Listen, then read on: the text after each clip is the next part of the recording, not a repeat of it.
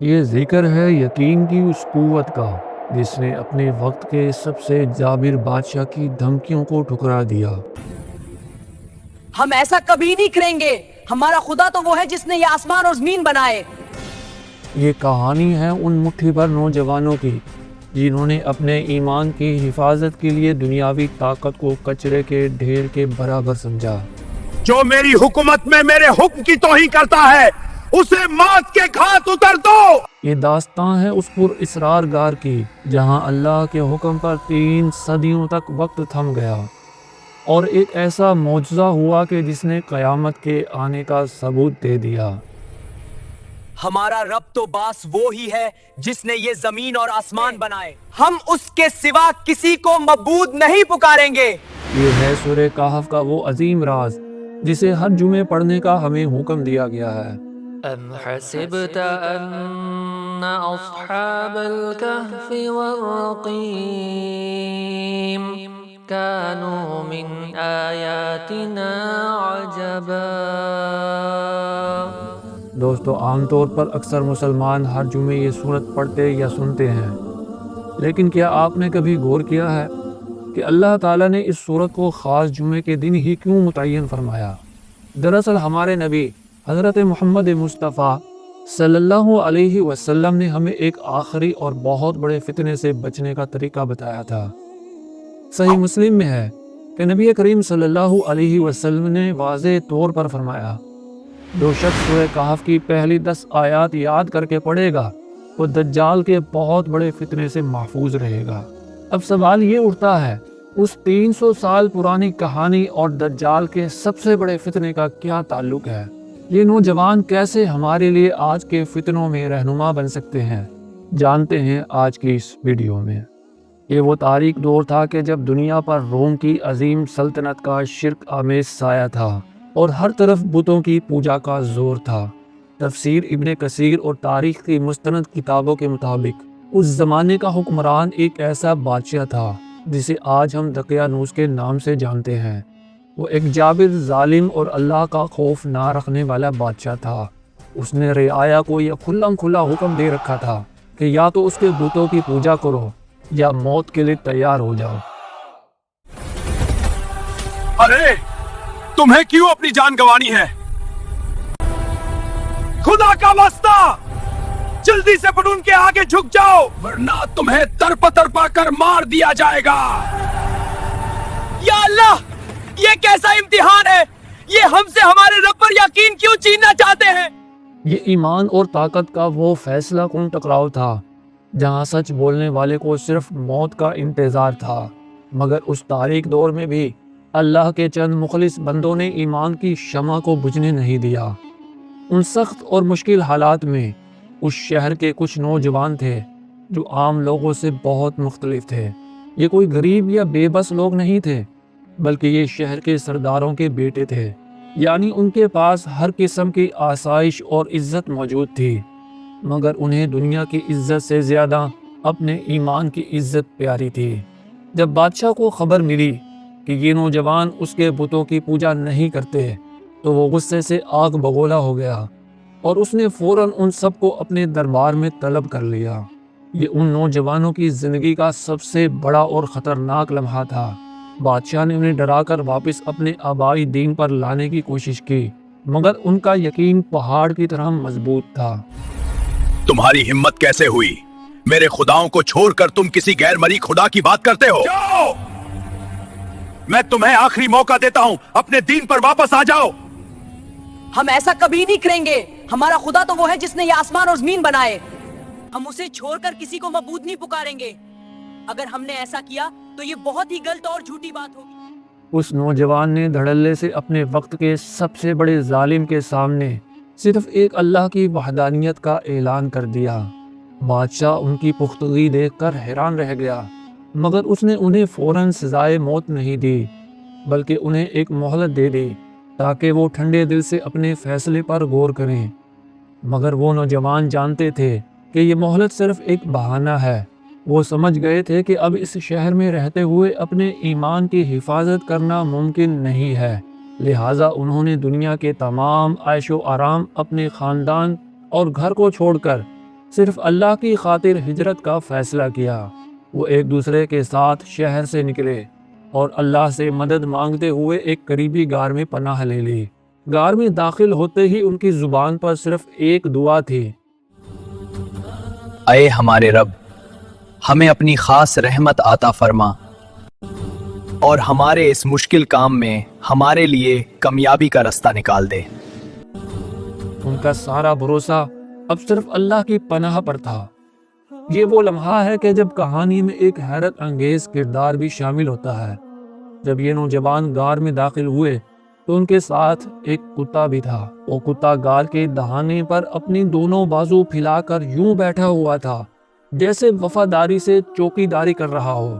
اب ذرا سوچیں، قرآن نے اس غار اور ان کے نوجوانوں کی داستان میں اس کتے کا ذکر کیوں کیا؟ تفسیر کو علماء کرام جیسے کہ امام قرطبی فرماتے ہیں کہ یہ کتا بھی ان ایماندار اور نیک لوگوں کی صحبت کی وجہ سے ہمیشہ کے لیے مشہور ہو گیا۔ یہ ہم سب کے لیے ایک بہت گہرا سبق ہے۔ اگر آپ نیک، سہلے اور اللہ سے ڈرنے والے لوگوں کی صحبت اختیار کرتے ہیں تو اللہ کی رحمت آپ کے ساتھیوں، حتیٰ کہ آپ کے جانوروں کو بھی عزت اور مقام عطا کرتی ہے۔ یہ کتا دراصل ان نوجوانوں کی وفاداری سے چوکیداری کر رہا تھا تاکہ کوئی ظالم ان تک نہ پہنچ سکے۔ اب ان سب نے جو دعا کی تھی، اللہ تعالیٰ نے ان کی اس دعا کو شرف قبولیت سے نوازا۔ اور اللہ کی قدرت دیکھیں، اللہ نے ان پر ایسی گہری اور لمبی نیند طاری کر دی کہ وہ کوئی ایک دن یا ایک مہینہ یا ایک سال تک نہیں، بلکہ مفسرین کے مطابق 309 سال تک اسی غار میں سوتے رہے۔ لیکن سوال یہ ہے کہ اتنی لمبی مدت تک وہ نوجوان اس غار میں زندہ کیسے رہے؟ یہاں سائنس نہیں بلکہ اللہ کا معجزہ کام کر رہا تھا۔ قرآن پاک آیت نمبر 17 میں تفصیل کے ساتھ اس راز سے پردہ اٹھایا گیا ہے کہ اللہ تعالیٰ نے ان کے زندہ رہنے کا کیا انتظام کیا تھا۔ قرآن کہتا ہے کہ اللہ تعالیٰ نے سورج کو حکم دیا کہ وہ طلوع ہوتے وقت ان کے غار سے دائیں جانب ہٹ کر گزرے اور غروب ہوتے وقت بائیں جانب ہٹ کر گزرے تاکہ سورج کی تپش انہیں براہ راست نہ لگے۔ اور یہی نہیں، اگر وہ ایک ہی کروٹ پر پڑے رہتے تو ان کا جسم خراب ہو جاتا، تو اللہ تعالیٰ انہیں دائیں بائیں کروٹیں بھی دلواتا رہا تاکہ ان کے جسم بالکل محفوظ رہیں۔ لہٰذا باہر سے دیکھنے پر بھی کسی کو پتہ نہ چلتا تھا کہ اندر کون ہے۔ اور پھر وہ لمحہ آیا جب اللہ تعالیٰ نے انہیں دوبارہ جگا دیا۔ وہ اٹھ کر آپس میں بات کرنے لگے۔ انہیں لگا کہ وہ شاید ایک دن یا دن کا کچھ حصہ سوئے ہیں۔ ہم نے کتنی دیر آرام کر لیا؟ مجھے لگتا ہے کہ ہم ایک دن سوئے ہیں یا دن کا کوئی چھوٹا سا حصہ۔ مگر اب تو بھوک سے برا حال ہے۔ انہیں شدید بھوک لگی تھی۔ انہوں نے اپنے ایک ساتھی کو وہی پرانا سکہ دیا اور کہا کہ شہر میں جا کر سب سے صاف اور اچھا کھانا لے کر آئے۔ جب وہ نوجوان شہر میں داخل ہوا تو حیران رہ گیا۔ نہ وہ پرانے مکان، نہ وہ پرانے لوگ اور نہ ہی وہ ظالم فوج، سب کچھ بدل چکا تھا۔ وہ نوجوان ایک دکاندار کے پاس گیا اور اسے وہی پرانا چاندی کا سکہ دیا۔ سکہ دیکھتے ہی دکاندار کی آنکھیں حیرت سے پھٹی کی پھٹی رہ گئیں۔ نوجوان، یہ سکہ کہاں سے لائے ہو؟ یہ تو 300 سال سے زیادہ پرانا ہے۔ کہیں تمہیں کوئی خزانہ تو نہیں ملا؟ خزانہ؟ کیا بات کر رہے ہو؟ میں تو کل ہی اس شہر سے گیا تھا۔ کیا یہ بادشاہ دقیانوس کا شہر نہیں ہے؟ دقیانوس؟ وہ تو صدیوں پہلے ہی مر گیا تھا۔ ہم سب اب اللہ واحد پر ایمان رکھتے ہیں۔ ہمارا بادشاہ بھی ایمان والا ہے۔ یہ خبر فوراً شہر میں جنگل کی آگ کی طرح پھیل گئی۔ یہ اللہ کا کمال معجزہ تھا جو سب پر ظاہر ہو چکا تھا۔ جب اس وقت کے نیک اور ایماندار بادشاہ اور شہر کے لوگوں کو یہ سارا قصہ معلوم ہوا، وہ سب ایمان تازہ کرنے غار کی طرف دوڑے۔ مگر یہاں سوال یہ ہے کہ اللہ تعالیٰ نے یہ سارا معجزہ آخر کیوں کیا؟ کیا صرف ایک کہانی سنانے کے لیے؟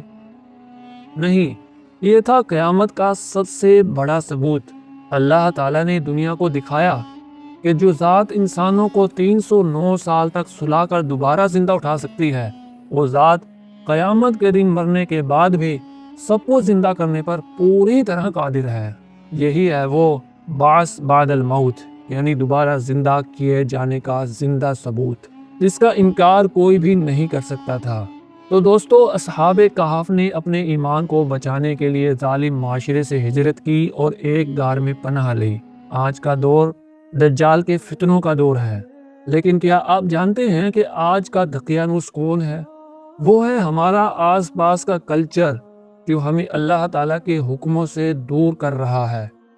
وہ ہے سوشل میڈیا جو ہمیں گناہوں پر اکسا رہا ہے۔ وہ ہے دنیا کی بے جا محبت جو ہمیں آخرت بھلا رہی ہے۔ کیا آپ نے کبھی سوچا ہے کہ اس فتنے کے دور میں ہمارا غار کہاں ہے؟ یاد رکھیں، ہمارا غار کوئی پہاڑ نہیں ہے، ہمارا غار قرآن ہے، ہمارا غار نماز ہے، اور ہمارا غار صرف نیک لوگوں کی صحبت ہے۔ تو دوستو، سورہ کہف ہمیں یاد دلاتی ہے کہ ایمان کی حفاظت دنیا میں سب سے بڑا جہاد ہے۔